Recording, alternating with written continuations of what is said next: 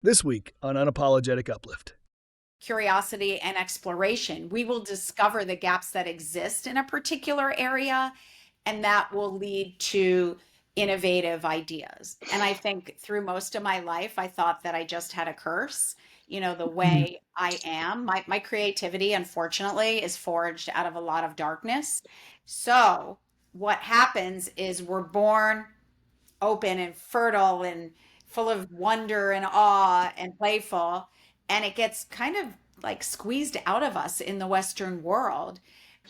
The pain of where you are has to exceed your fear of change in order to change. The pain of being inauthentic became greater than my fear of change. And I finally said, I can't be this way anymore. I'm going to have to change. Oh my gosh, I see it so much. And it's called, I even researched it, it's called neuroplastic pain. It's pain Mm. that moves around your body based on your emotional state. But if I go out there and I don't hide and I'm my true self, then the people who I'm meant to hang with will come to me. And that's truly Totally. what has happened.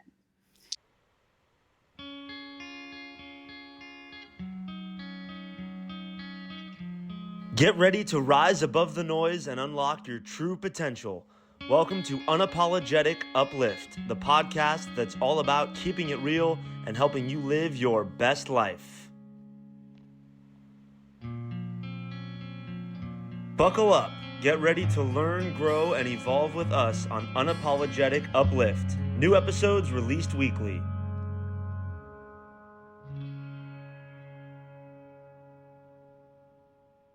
Welcome to Unapologetic Uplift. I am your host, Kim Staples, joined by my lovely co-host, Ianthe Mauro, and the one and only Melissa Bernstein. Thank you so much for joining us today. I am so excited and I've been looking forward to this for maybe years. Likewise. Oh, About it. I love that. And you're someone that, for me personally, so we met through someone, we were introduced by someone that said, you know, this is someone you have to meet. I'm always intrigued when I'm introduced to someone with zero context, just you have to meet. And that's the way that I was introduced to you. And I said, of course, yes. And I immediately had this body feeling of, okay. And I met you, and you are, to me, the epitome of unapologetically uplifting. From the first time that we ever spoke on a Zoom and every single time after. And what's so striking to me is that you have a huge presence in the world. People know, so we don't have to give the full resume here because I think people really know. And there's so much beautiful information about what you've done, what you do in the world. And Melissa and Doug started with toys, which I can't imagine a more uplifting, unapologetically uplifting thing. And for me personally, I haven't had a chance really to thank you for this, but my children, I was one of those moms that said, I don't want my kids to play with plastic and batteries and things that would take away their imagination. Mm-hmm. And so the answer for me was Melissa and Doug Toys. And I didn't know that one day I would meet the actual Melissa. And you are just, again, unapologetically uplifting in every interaction that I've had with you. And also very real and you have an ability to tell the truth like very few people I know can. And so I personally want to thank you for that. Oh. And that's my way of introduction of you to our listeners. Is very humbling, and it didn't come without so much anguish and suffering and hard work. But I'm very honored that you see me that way because that is what I've worked so hard to be. That's so beautiful. And I will also say my kids love your toys too. And when I told them that I had the honor of meeting you, they thought it was the most amazing thing. Every time now they see any Melissa and Doug toys anywhere, they're like, hey, Mom. That's very, very sweet. Well, I'm much less impressive in person. People are always like, "Are you going to do the backflip that Willy Wonka does?" Oh, I'm so sorry. I'm not flexible. As Ianthe knows, I'm not a good dancer. Like, my imagination is as boundless and fluid and fertile as it comes, but my body is very stiff. And so, no backflips, none of that. I'm like, probably just go play with the toy. You're going to feel a lot better about me than when you actually spend time with me.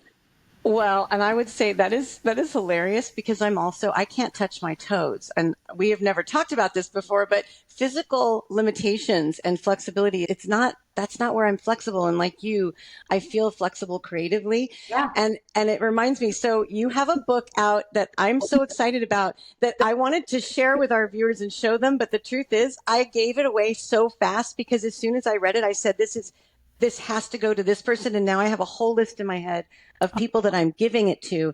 It's one of those books that I promise you, everyone, The Heart of Entrepreneurship. The entire thing is you're using metaphor of food and cooking and nourishment, which is so beautiful. But there's one thing that you said in there that I wanted to point out, which really stuck with me. And it's back to this creativity and the flexibility that you have creatively, is you make a point of saying that you were handed some choices, like here are 3 choices of what you can do. And you stopped. And instead of feeling, oh, good, let me see which choice I'm going to make, you felt, and I'm putting my own words on this, and please correct me if I'm wrong, but it almost felt like this was a constriction then. And that's not creative. If you only give me 3 choices or you give me 10 choices, it's still parameters and walls. And I don't want that. I want the freedom to go wherever my heart goes. Can you talk about that a little bit? Because that really struck me. Oh, I love that you picked one little morsel from it, and that one is so important. I think physiologically, our bodies crave knowing and crave stasis. And creativity is the antithesis of that. So the truth is, and the reason I wrote this book is I feel like so many of us, we start our lives creative. There was a study done by 2 folks hiring for NASA in the 1960s, and they applied this to scientists for NASA, but then they did it with children. And they saw that at age 5, 98% of children tested at genius level for creativity. By the time they did the same test with adults, 98% of them didn't test for creativity. So what they realized is non-creativity is a learned behavior. So what happens is we're born open and fertile and full of wonder and awe and playful, and it gets kind of like squeezed out of us in the Western world. And by the time we get to adulthood, we believe that we have a finite number of choices and we can only pick one, and it has to be one of those choices. And the truth is, creativity lies in the grays, right? I mean, the black and white, that's pretty easy. But if you want to really innovate on something, you are going to have to embrace the grays. And that requires overcoming some very difficult aspects of being human. And that's, what I felt the need to write about, because every day that I stare at a blank canvas is terrifying. Even though I also find it exhilarating, and I coined this word exilifying, the truth is that it's terrifying staring at the unknown and thinking, I have to make magic out of this.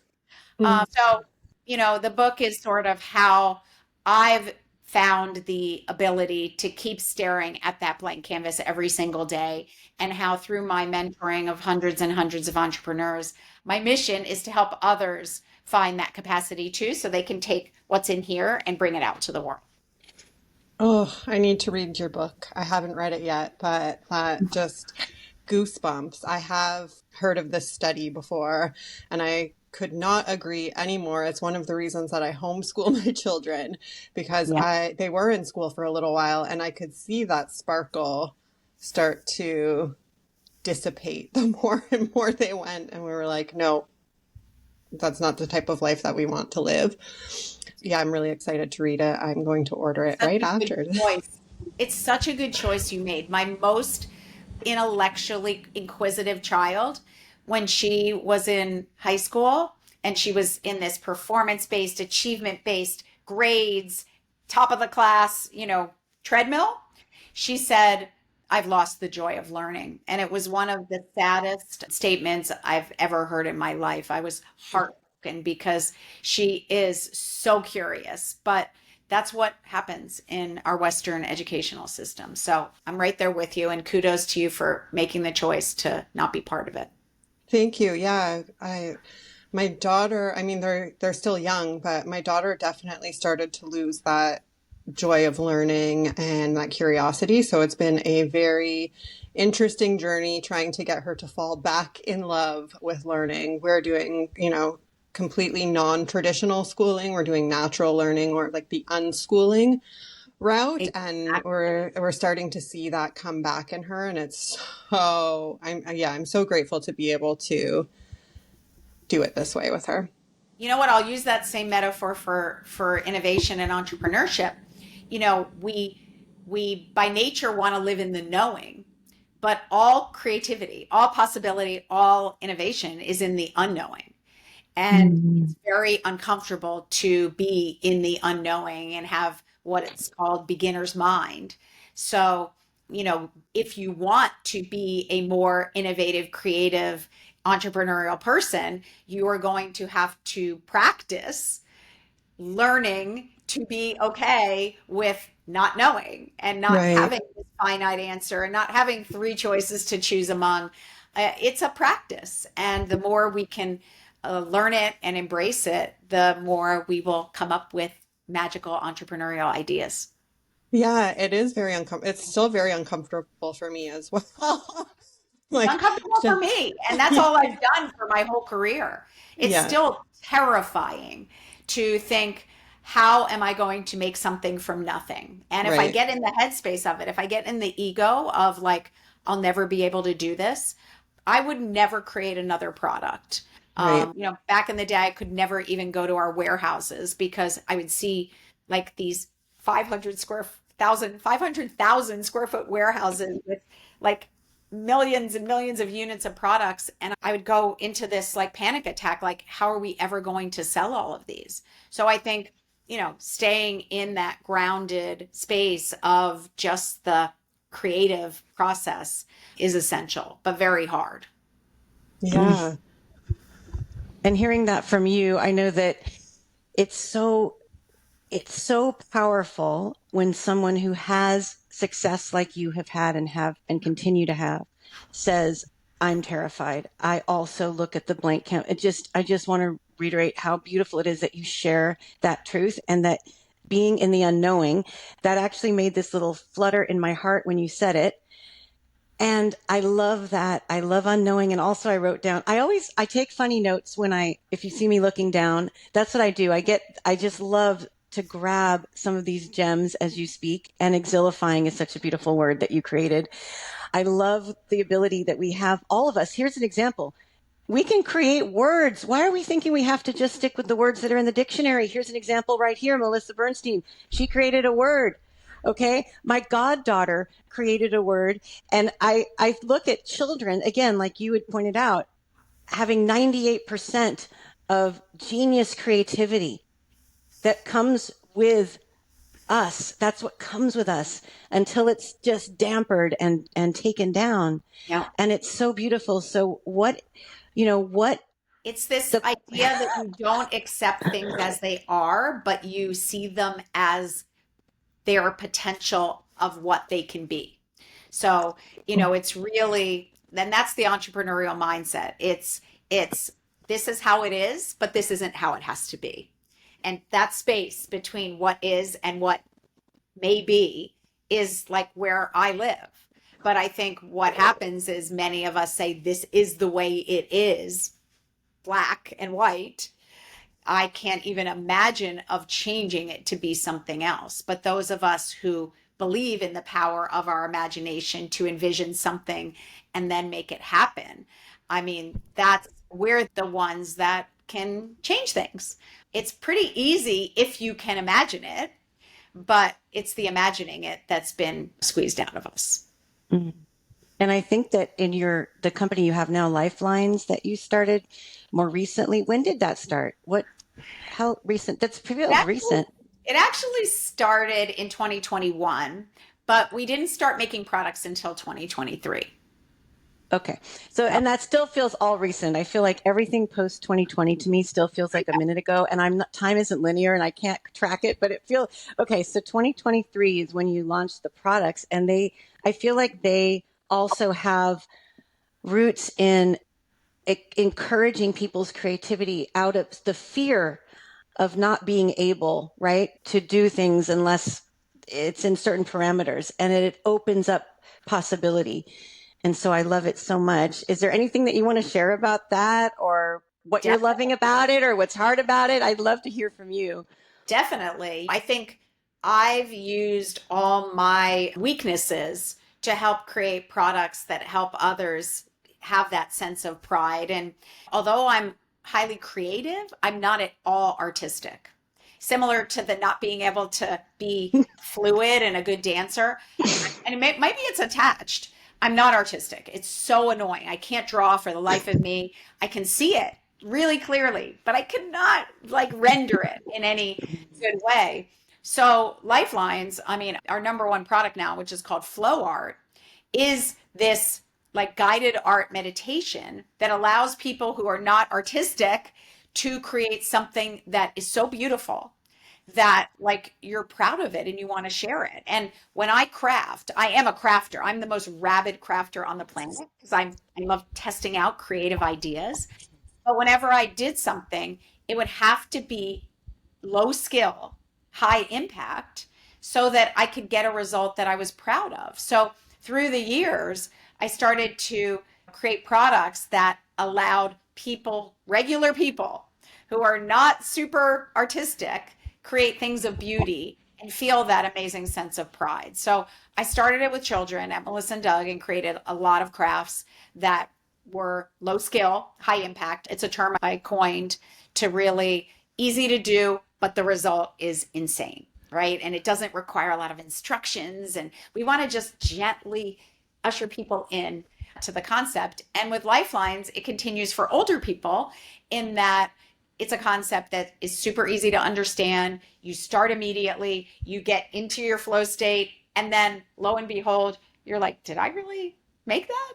I'm so proud of that I want to take a photo of it and share it on social media. So that was the intent. And I'm so gratified that it seems like people are enjoying that as much as I am as someone who's not artistic. I'm also not artistic, so thank you. Because most of us are not. That's the thing. Very few, and it drives me crazy when I see these art techniques because I've bought every single art kit that exists because I created craft materials for kids for so many years, and so many of them, they look easy and they show this finished product on the cover, and then I try to do it and it's like, are you kidding me? I am not even close to being able to do this. So everything that I've done is, can we take a sophisticated technique and can we make it simple enough and impactful enough that every single person can enjoy it? And it brings me such joy when I get letters from people saying the exact intent of what, was the goal, which is I'm not artistic and I'm so in awe of what I'm creating with these. I can't stop doing it. And yeah, that's when it's incredibly meaningful and gratifying. That's what we try to do here. Something that keeps coming up for me when everything that you're saying, and I think about people listening who might be entrepreneurs or wishing that they could have their dreams turn into reality and create something that is successful as well as meaningful. And I'm wondering about that. What happens when, for you have this amazing idea and it's for such a bigger purpose? It's to really help people, and you're vulnerable in sharing the ways that you've been helped in the world and then trying to hone that into something that others can then have, right? How does that conversation come from that of I want to help people to I need this to be, or this also, I want this to be successful.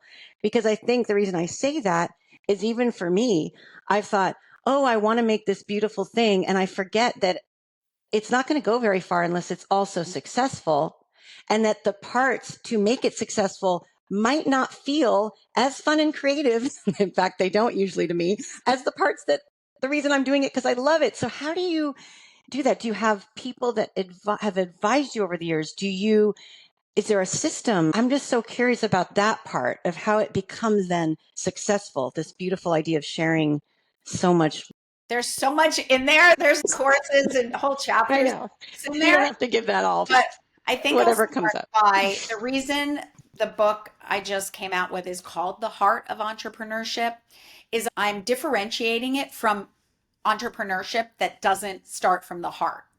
You can create a business that's purely geared toward monetary success, right? Maybe you open a franchise. Maybe you're in your area and you say, wow, there's no gym here. There needs to be a gym.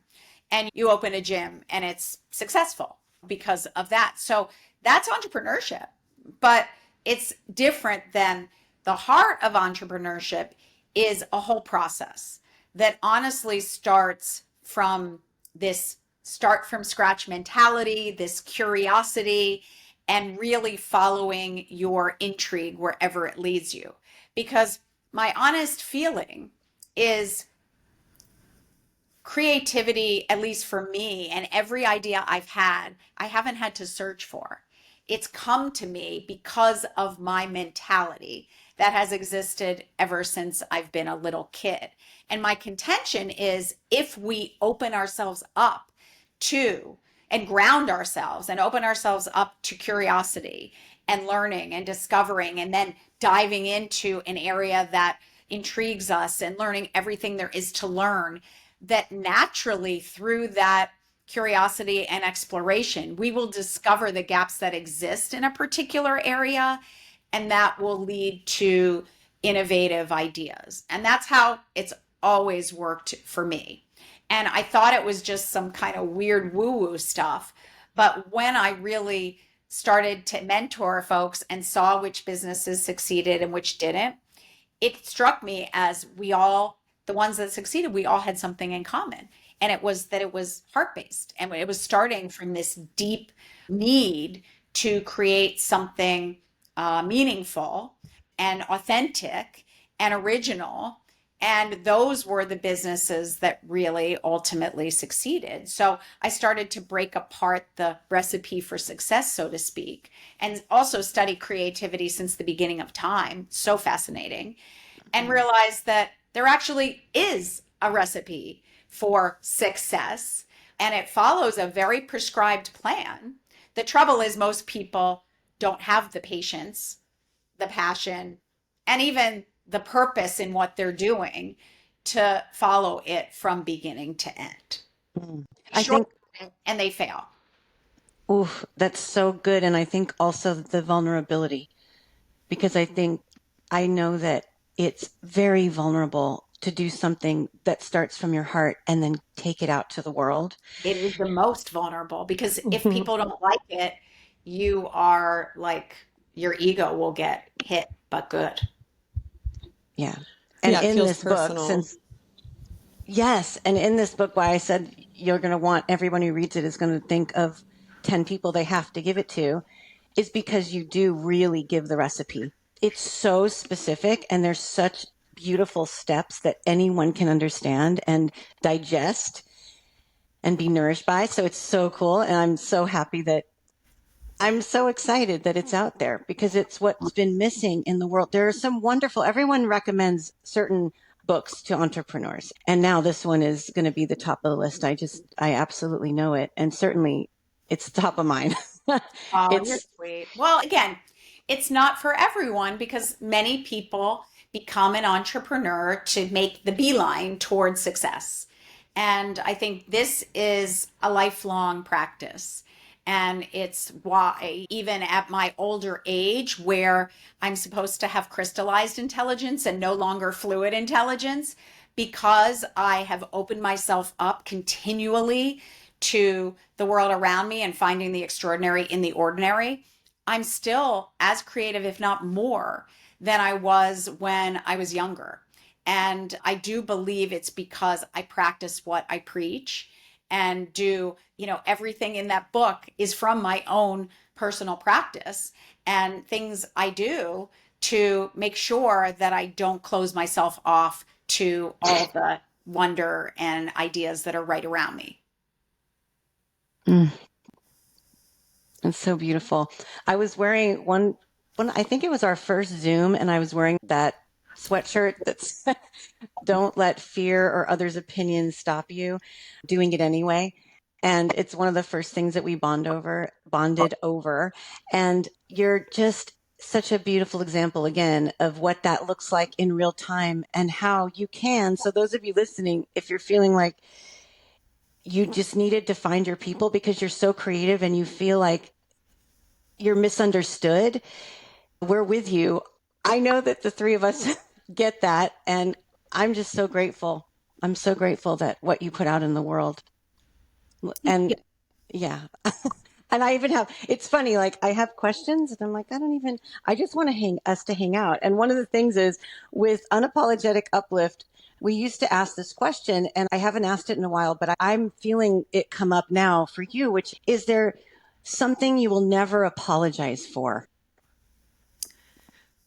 Well, I think it's taken me a lifetime to actually accept who I am. And another word that I coined is the word blurse, which is the combination of a blessing and a curse. And I think through most of my life, I thought that I just had a curse. The way I am, my creativity, unfortunately, is forged out of a lot of darkness. And that darkness almost did me in for the first 2+ decades of my life. And it was only when I realized that I had a choice, I could channel that darkness into more darkness or channel it into light. And it ended up being toys, no less, which are the lightest and brightest thing you could create. I felt that maybe there was a purpose to all the darkness. And that's when I started to use the term blurse, which is my curse also has a blessing to it if used like to its best level. And so that has become a practice to first accept myself because I despised that part of me that was not normal. It didn't fit in. It was really uncomfortable and awkward. And I wanted so badly to be popular and hang with the popular kids. And I tried. And for some reason, it always felt like a square peg in a round hole. And the harder I tried, the more they were kind of like, you're weird. And that was in my darkest period. But once I accepted my full spectrum of who I am and realized that I'm not only darkness, I actually, even during those darkest times, I could be moved to tears by a sunset or seeing a ladybug with a crushed wing struggling to fly or any part of beauty. So accepting that full spectrum of who I am took until middle age. But now that I've done it, I will never be phony again. So I think I'm unapologetically accepting of myself in my full blurse. And my mission, especially with young women, is to help them to do the same and see every single person for their quirkiness and their beauty and make them know that even if they believe the world doesn't accept them, I do. Mm. Oh, that resonates. Blurse, that's a great word. The first probably 3 decades of my life was not all darkness, but I had a lot of trauma right out of the gates as a child and struggled with mental health for a really long time. And it is now I'm also able to look at it as the blessing, and what I'm here to do in the world is related to all of that as well. and the not fitting in. I often call myself an alien because I'm like, I'm not of this world. Yes. And it just never feels like, like I'm like everybody else. I still do, quite honestly, get caught up in wanting to fit in and for people to understand me from time to time. And it's like having to take that step back and grounding and remembering that I'm just not meant to fit in, but easier said than done. Yeah, exactly. Especially again, we talk about the Western world. There's a standard for what it means to be cool and to be popular. And I unfortunately wanted that so desperately. And there's still part of me that same as you, that sees it and wants it. But I think this weekend, Ianthe was present for a really special event where I was able to bring all my disparate gems of friends from the world together in one room. And it was life-changing, that event, because it showed me that even if you grow up as despondent as I was, you have a chance to rewrite the past and surround yourself by a bunch of the coolest people ever in all their quirkiness, accept you exactly as you are. So I think that's what I try to share. Even my college years were the darkest ever. And you know how everyone talks about college years as like, oh my gosh, they were the best years of my life. I had all my sorority sisters and we get together every year. And like, I came out of college with no one, like zero. But I've reconnected with my alma mater in the most beautiful way. And some of my best friendships, Cynthia from this weekend is one of my dearest friendships. She was in my class at college, but we never knew each other. On now that I'm accepting and who I am, like I've reconnected, and some of my best friendships are from those people, even though my actual college experience was the worst ever. So trying to show and live that you do have the capacity to choose to transcend the past and make incredible meaning in the present. Yeah. Yeah, so true. I resonate with all of that so much. I also find since I have been able to just be authentically myself, I also have been able to attract the right people, and like Ianthe, Exactly. right? It's so refreshing. And sometimes I just look at the relationships that I have now and I could cry 'cause I'm like, they're so Exactly. real, right? And Yes. And the irony is, I tried so hard throughout my life. Like it took every ounce of energy, and I ended up with no friends. And then you come out exactly as you are and say your truth, and all the non friends kind of melt away. And you're left with all these people who are like, I want to be your friend. And you're like, you do? Like, even though I just showed you who I really am? And they're like, yes, in fact, I really want to be your friend. And then it's like, wait a second, why did I waste, you wish you could go back and obviously be unapologetically your true self, because I could have had lifelong friends. I Right. just wasn't, I was not authentic. So of course I couldn't. Mm. Yeah, I see you and I feel you. Yeah. Yeah, It's and knowing just both of you are examples, and everyone that I met that loves you, Melissa, and my dear close sister, soulmate friend since I was 14 who was with me. What I notice now is that the friendships that are real friendships for me, and that's the only kind that I want, that I'm interested in. What I notice is that I don't have negative self-talk in your presence. I don't have to worry about what I'm wearing, how my hair looks. I might for a minute. I still have ego. I'm not going to pretend like that doesn't come yeah. up sometimes, but I absolutely, that's like a quick, what? No, but I'm with Melissa. It does. What matters is the way that we're connecting on a soul level. And I even came up with Soul Storm, that idea. Instead of brainstorming, we can soul storm. And that's what I feel like the people that I consider my people understand that. I don't have to explain it. I just get to be whatever I am. And but it's such a blessing. And I would say, When I think about we like what you shared, do we really wish that we would have come to it sooner? And is it possible, or is it just okay that it came to us when it did? And I don't know. I try really hard to not be in regret. I find that that's, you know what I mean? Like that's the one place that can pull me back into some very negative thinking. And so I try, if I notice regret, I say, no, you know what? I was meant to struggle to have that, as you put it, the darkness does lead to the light, and it is needed. And for us to be in awe, which you also spoke of, I call it awe when you see something like a flower. I've been lately seeing these ginkgo leaves that are so yellow that they vibrate my entire body when I look at them. And I know that I'm maybe considered weird to say, that tree, and literally have this full body response. And I do it every single time, no matter how many times I see that tree. That's awe. I want more of that. I welcome that. I love that. And if it makes me weird, yay. Then Exactly. yes. I don't think it makes Absolutely. you weird. Because I was just thinking about that. I have a yellow tree across from where we live, and I've been every time I go by it, I take a photo to try to capture the glow of this tree that is like awe-inspiring.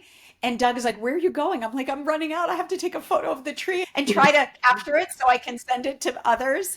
So I'm right there with you on that. And again, if you're vibing at the same frequency, those people will understand it when you say that and just keep nodding. Yeah. Exactly. It takes us, I think the pain of where you are has to exceed your fear of change in order to change. So the reason it Yeah. takes, because, I didn't like where I was, but I wasn't ready to change. And Yeah. at some point, and I remember the exact moment, right? I was finally beaten down by trying so hard to be someone I wasn't. And the pain of being inauthentic became greater than my fear of change. And I finally said, I can't be this way anymore. I'm going to have to change. And that was the day I started to change. Since you remember the exact moment, do you know I'm just curious if you want to share how old you were, because I have a moment like that too. And I'm wondering if if there's something in the It, timing. yes, it's why it's called a midlife crisis. I was 48. Okay. And how old were you? I was 38, exactly 10 years. Maybe I was just Emotionally more mature. I don't know, but I was 38. But yes, it would have killed me had I not chosen. I mean, what for me happened was my body said, that's enough, because I had such a strong will that I was like, no, I know that I'm not living my authentic life and I don't care what I'm doing. I need to keep doing. And I got a physical lump in my throat, Graves' disease. And it was the Graves' disease, which caused not only the physical lump in my throat, but it also caused my heart to do this and race. Had an insomnia. I was losing weight every day. And I was someone who always thought, because when I was a little girl, I was an actress from the time I was 7 years old until I was in my 20s. And I found I was too sensitive for the business of acting, but I loved taking on characters, and being able to perform felt really good to me. But I was always told in that industry, lose 5 pounds. It was like the thing constantly we're told in the early 1990s. And I look back and I'm thinking, I did not need to lose 5 pounds. Exactly. But that's what I was told all the time. And so then you'd think, when I was losing weight every day, I would have thought, oh, this is exciting. I'm finally losing that. I was absolutely miserable. I did not recognize my body. My body decided, we're taking you down, Ianthe. You are not listening to us, and we are going to make you listen. Yes, that is exactly what happened to me. It was Mm. like I think of it as like a dam that's holding back all the repressed emotion and feeling. And in your 20s up to, I think, through your 30s, you can do a fairly good job. But that's when I think in the 40s, the dam starts to spring some leaks, and it's like, I can't do it anymore. Yeah. So that's why I think a lot of people go through these crises, because they've been pretty effectively repressing through the younger ages. But at that doesn't make it go away, as we know. It Right. just makes it louder and louder over time. I like to call it a Yeah. midlife awakening rather than a I midlife love that. crisis. Can feel like a crisis, right? But when we lean Yeah, in and do the work, it really is an awakening. it really is. It really is. But having gone through it, it's so much work. I worked a decade Hmm. to literally try to like heal myself and heal all my misperceptions and flawed beliefs and Yeah. mindsets. And it was the hardest work I've ever done. And So, I mean, it really never ends. At and it never least it ends. hasn't It's for me. not, and it's similar to entrepreneurship, like if you aren't really ready, and I was so ready by then. That's why mine was older. But once I said I have to do this, my therapist, who became one of my dearest friends, and I didn't believe in therapy. I was a perfectionist. I was like, I will never go to therapy. She said I was the hardest working person she's ever had, because it Wow. was like, we are ripping up this shit. We are like getting down below the hood, and we gotta deal with it. And I was willing to do whatever it took. But it's so hard that I know why most people don't do it, because it was hard for me, and I was like, I'm doing it. Mm. Yeah. I totally feel that. And feels like the hardest, but the most rewarding work in the world. And as somebody that helps women with this type of work, the resistance, yeah, I totally understand why people resist it so hard too. Most people come to work with me in crisis at that point of like, I just can't do it anymore, even though they know for many years leading up a lot of the time that they need to do the work. They're just like, put it over here, put it over here, put it over here until the health crisis comes or a relationship breaks down or is going to break down. And it's like, I need to take some radical self-responsibility and change. Exactly. We're not wired for change. We're wired for homeostasis. Yeah. So, although everyone says, oh, our neuroplasticity, we're able to change, we are, but you have to want it more than anything, because your body is going to keep telling you, don't do it. Yeah. Stay safe. Even if it's a unsafe environment you're in, it's still going to say, don't change it. Keep it as it is. Oh, yeah. Oh, that's so powerful. It's the stuff that we're used to, that our nervous system is used to, will continue to show up. I remember a mentor once saying to me, if you don't deal with this issue, it's going to keep showing up with a different haircut and a different first name. It's going to be the Mhm. same. I'm like, oh, there it is again. I love And Yeah. that. yeah. And even this morning, I'm at this point now, so I'm 55. And this morning, I realized I have a reoccurring slip disc issue in my lower back. And it can be very debilitating. And if I don't take care of it and I don't pay attention to it, I can be limping and not walking properly. Like, it's extraordinarily painful. And I have to put the work in to fix it. It doesn't just get fixed. This isn't something I go get surgery for. This isn't. So I looked this, even as immediately as this morning, I said to myself, where am I not feeling supported? Because I always look, and I would love to know if you do this, but do you see emotional connections to physical ailments? And is that helpful to you? Oh my gosh. I see it so much. And I even researched it. It's called neuroplastic pain. It's pain Mm. that moves around your body based on your emotional state. And I had one recently, for Lifelines. I've had to go on QVC, the home shopping channel, many times to sell our product. And it's one of the things that's the hardest for me. It's very superficial in my mind. You have to put on a lot of makeup, which I don't wear. You have to talk in a very certain way. the hosts are so affable and so effortless, and that type of thing is really hard for me because I'm very introverted. Mm-hmm. And I dread it. Like after I'm done it, I'm kind of like, you did it. Good job, Melissa. But it's very, very hard for me. So I was doing it. I did it like 5 times live.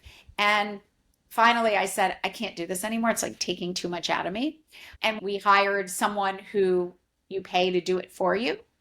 But then we got asked to do one at the last minute, and the person couldn't make it. And they said, Melissa, you're going to have to go. And I didn't think about it. It was like a week to go.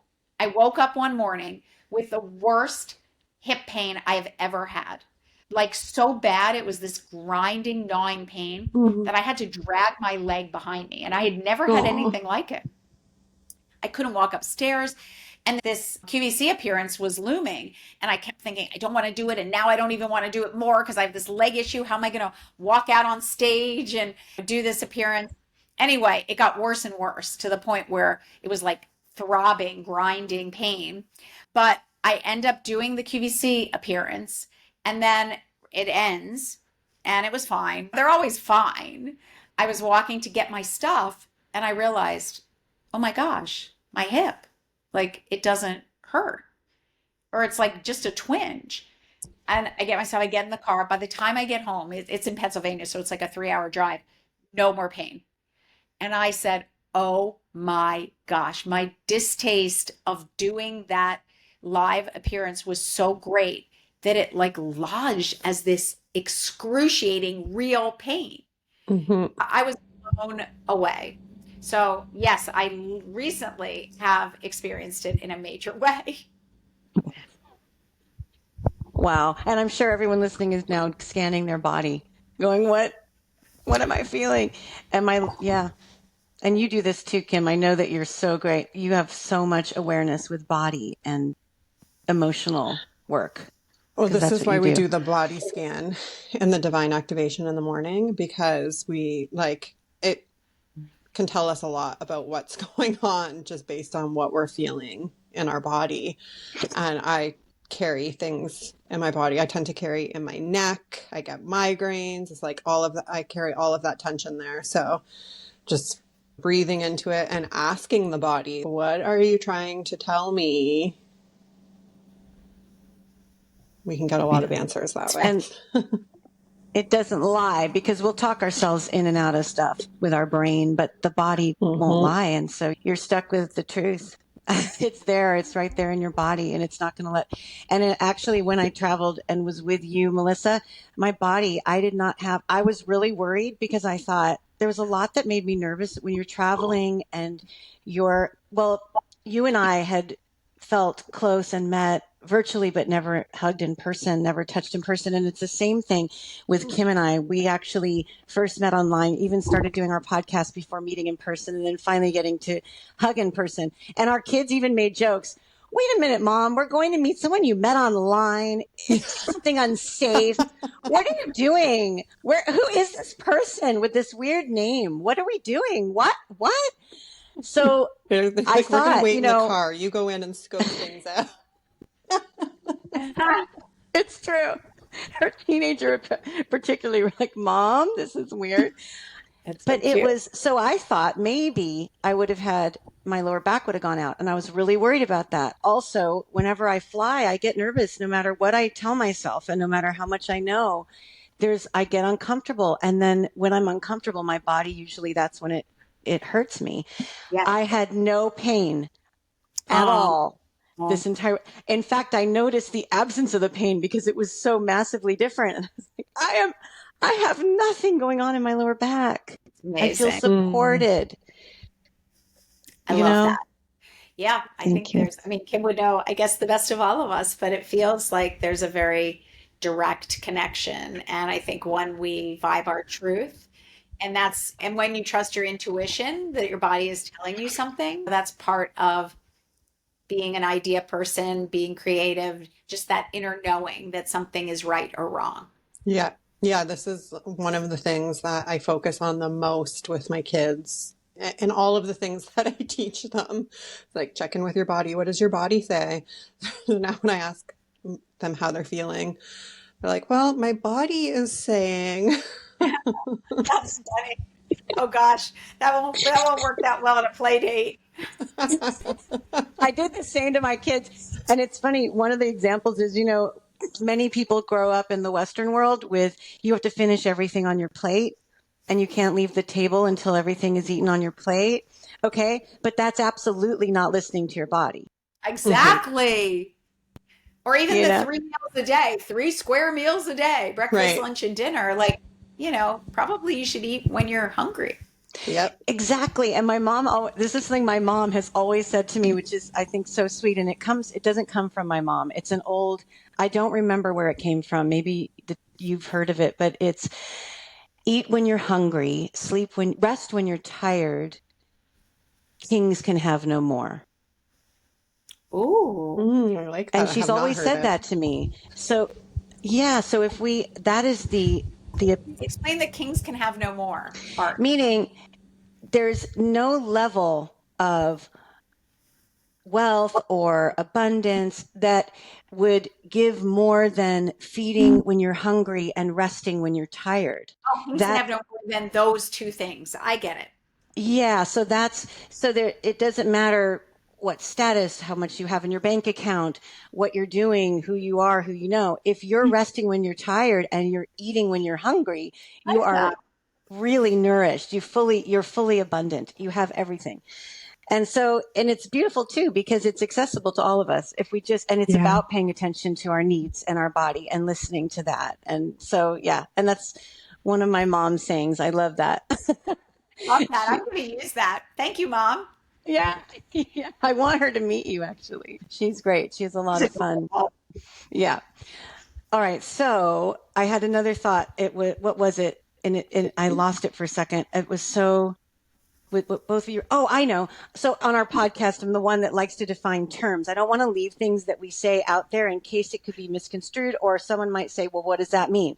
So Kim mentioned divine activation. So I'm just going to tell you, she runs something called the Divine Activation, and it's a women's group where she helps with nervous system regulation. So I just wanted to say that because you dropped it. And just for anybody that didn't know, that's one thing that Kim does. One of the amazing things that Kim does through a tapping technique.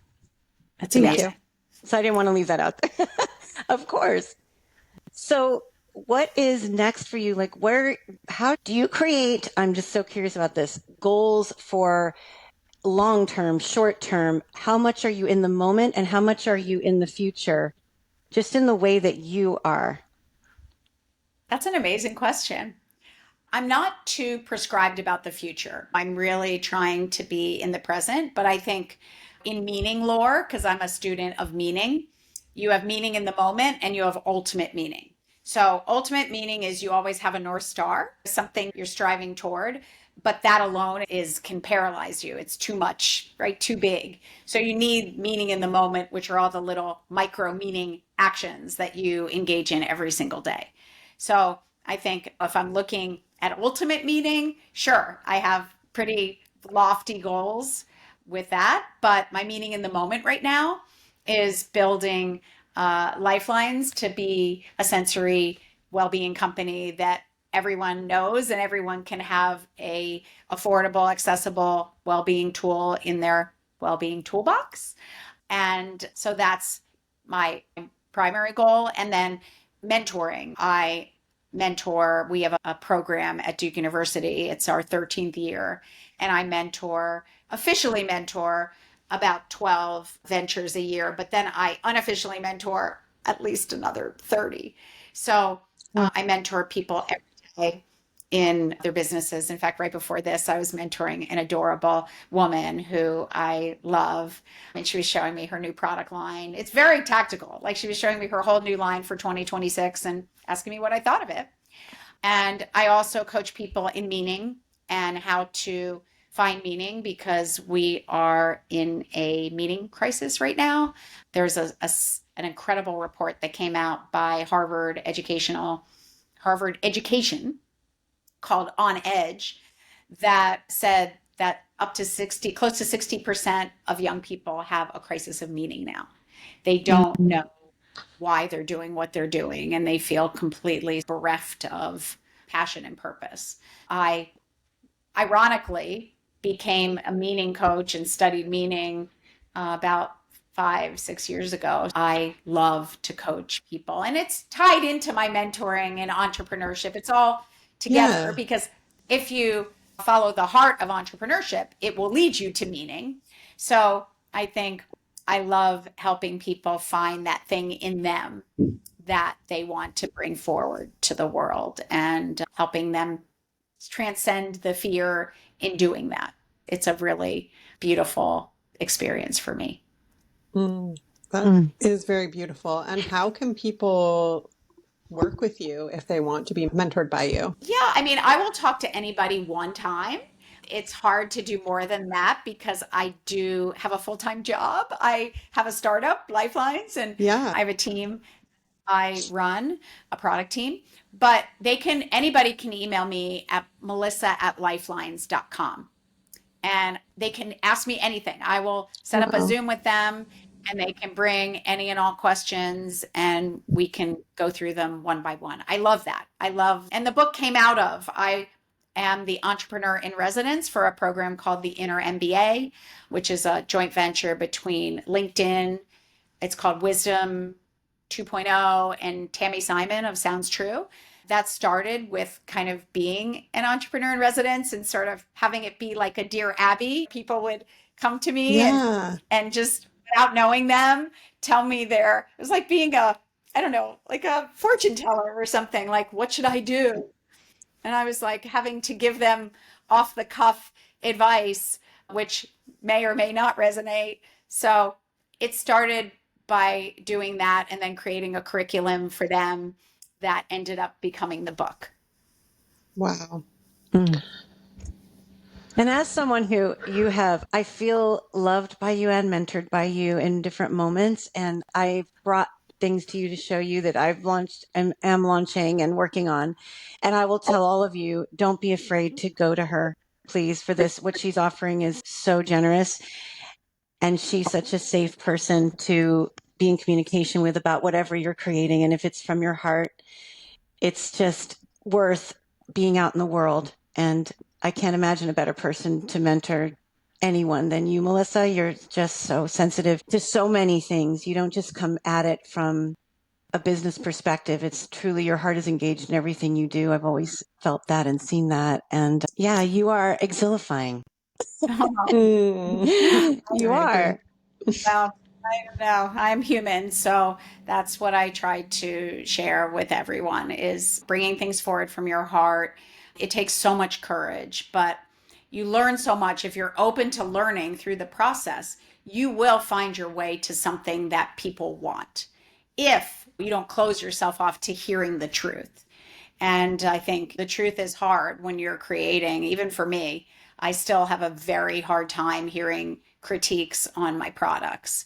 It destroys me. But when I can get objective and take them to heart, they are the very path we need to take to make the products better and resonate even more. So I think sharing those lessons with others brings me a lot of joy because it's helping them to get closer to finding their own purpose and meaning. Exactly. Beautiful. And thank you. The hour went by really fast for me, and I could hang out with you two for a very long time and continue these conversations. And and it's just if anyone listening is doubting that you can find really soul connected friendships and people to look up to and trust in this lifetime, let this be your sign that it is not only possible, it's right there for you. And do it anyway, even if you're scared. Yeah. And they can be by Zoom.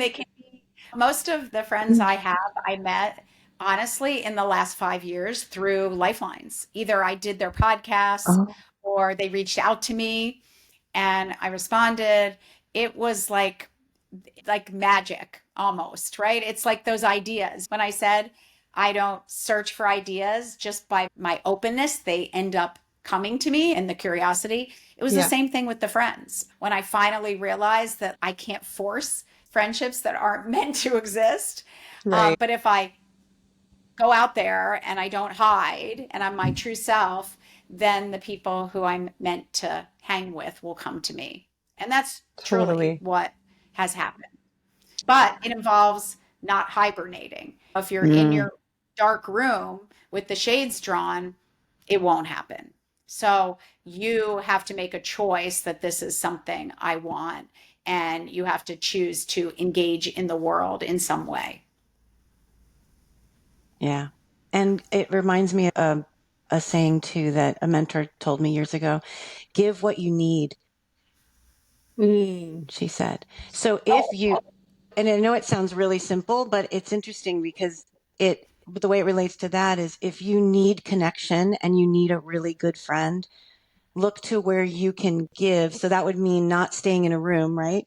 Where Yes. can you go out and give Yes. yourself in some way? Because, and doing it not for the reason that I'm going to go do this in order to get this. It's not that energy, but it's just that the energy of the thing that you really want. If you're embodying that, then it's going to naturally come to you and you'll attract it. So give what Yeah. you need. One of my sayings too, it's from the Talmud, which is the book of Jewish laws. It's very simple. It says, and I'm paraphrasing, but when you save one life, you save the world. Mm. And for me, I think so many of us think we can't matter because we can't save the world. We can't save everyone and we can't eradicate hunger or eradicate world wars or all the major issues going on. But the truth is, if you can touch, as you said at the beginning of this, if you can touch one person and it changes the trajectory of their lives, think how many people they will change, and so Yeah. on and so forth. And it becomes the ripple effect. And that's why when I started embodying that, it made me really calm down because I suddenly wasn't clamoring to be on these stages of thousands of people and doing TED Talks all over the world. I suddenly said, you know what? If one person at a time I can just smile at them on the street. Maybe they're having a really bad day, or offer one word of encouragement, or talk with them for 15 minutes. Who knows what that can do? And that's a very positive mindset. If you can believe that you have the capacity to touch people, even in a smile or a Yeah. wave, or letting them go ahead of you on the road, like life changes Yeah, it really does. Mm. in massive ways. It's really contagious. So that's what I do every day. I just try to be a role model. As you said, I try to give what I need. And the more you do that, the more it becomes the gift to you. Mhm. Exactly. Amen. That's Yeah. so beautiful. Yes. And we all have the power to elevate someone. We really do. And it is as Yeah. simple as a genuine smile, genuinely seeing someone, genuinely being open to seeing them.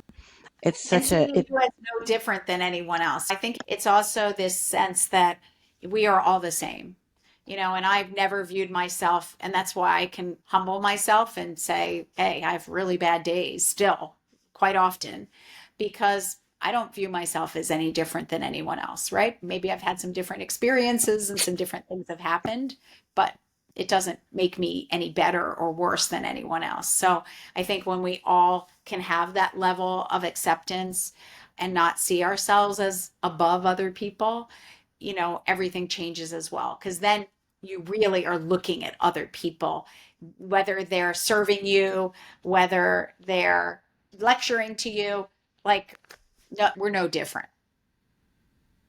mm, it's so true. And I love that about you. And I've seen that in action. And it's in all of your products that are beautiful in the world that everyone can have access to, and your book.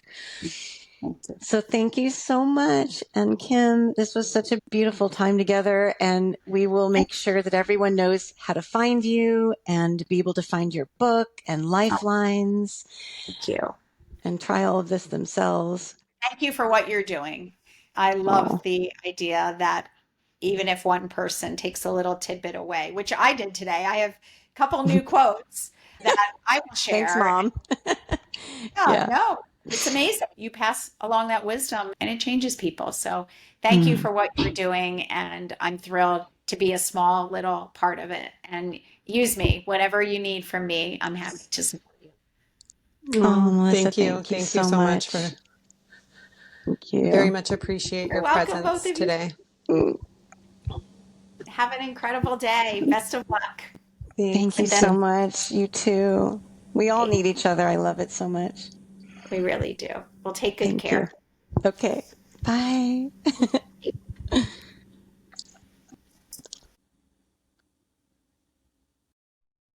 Thanks for joining us on Unapologetic Uplift.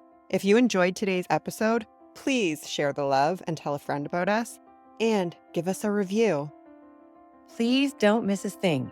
Subscribe to this podcast and explore our sponsors, Objects with Purpose, Eco Luxury Candles, and Divine Activation Membership. Objects with Purpose is more than an eco-luxury candle brand. They are time travel devices in the form of a candle. Light the 3 wicks representing past, present, and future with the validation that you are exactly where you need to be. And if you're ready to raise your level of consciousness and step into your unapologetic, unfiltered, and unbothered era, join the Divine Activation Membership at cuttingties.coach/queen. With 3 tiers to choose from, you'll find the perfect fit to support your transformation. Thank you for your listening and love. We'll see you next Wednesday on Unapologetic Uplift.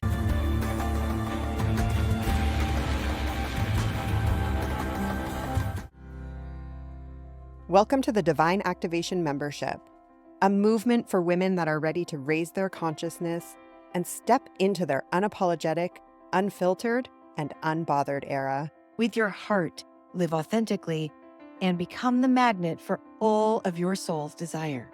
Grow, connect with your heart and body, release unhealthy and unhelpful thought patterns, heal old wounds, create new neural pathways, and reprogram your subconscious with high-value beliefs so you can manifest the life you're meant for.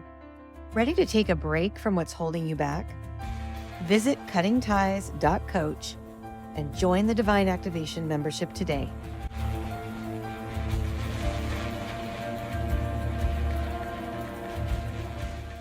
Hey, unapologetic souls. I'm Ianthe Mauro, founder of Objects with Purpose, candles that touch the soul and the body. I've released a limited edition 3-wick candle collection in 3 fragrances inspired by a time in history. The Time Travel Collection, because scent evokes memory and lighting a candle can truly transport you to your highest self. Anytime. Ianthe's candles are truly special, clean, safe, even for the body as a solid perfume or massage oil, and smell amazing. But what truly fills her heart is empowering others to be seen in their best light. In 2020, when the 200 stores that sold my candles across the country closed their doors, I knew it was time to give back. I started guiding others to launch their own candle companies and design candles and fragrances for other brands as a way to share light in a dark time. So why settle for just any conventional candle? Light the 3 wicks in each Objects with Purpose candle. You're supporting handmade in California, small batch, artisanal, eco-luxury, and treating yourself to a memory-evoking evolution. Visit ianthemauro.com to discover your next favorite candle. Let the olfactory experience inspire cherished memories.